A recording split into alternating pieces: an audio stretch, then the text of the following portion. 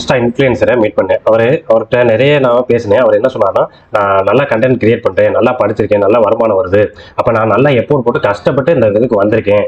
அப்ப நான் வந்து நல்லா பணத்தை சேமிச்சு வச்சுட்டேன். ஃபர்ஸ்ட் வந்து என்னன்னா, என்கிட்ட பேர் இருக்கு, பணம் இருக்கு, சொத்து இருக்கு. பட் வந்து என்கிட்ட சந்தோஷம் இருக்கான்னு கேட்டா என்கிட்ட சந்தோஷம் இல்லாத மாதிரி ஃபீல் ஆகுது. எதனாலனா, எனக்கு வந்து 2 குழந்தைங்க இருக்காங்க. அதுல ஒரு பையன் இருக்கேன். பையனுக்கு வந்து பாத்தீங்கன்னா ஏஜ் வந்து 20 ஆகுது.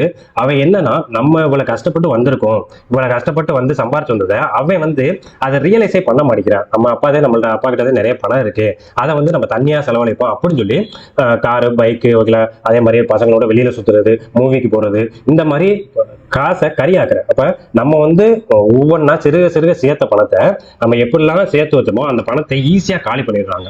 ஓகேங்களா? என்னன்னா, நம்ம கஷ்டப்படாம அவங்கள வளர்த்தனால இப்ப நம்மளுக்கு வந்து பாத்தீங்கன்னா அவங்கனால கஷ்டம் தான் வருது. சோ அவங்களுக்கு பணத்தை பத்தி ஒரு எந்த மைண்ட் செட்டுமே கிடையாது. சோ என்னன்னா, உங்க பிள்ளைகளுக்கு நீங்க நல்லது செய்யணும்னு நினைச்சீங்கன்னா அவங்களே சம்பாதிக்க வைக்க பாருங்க.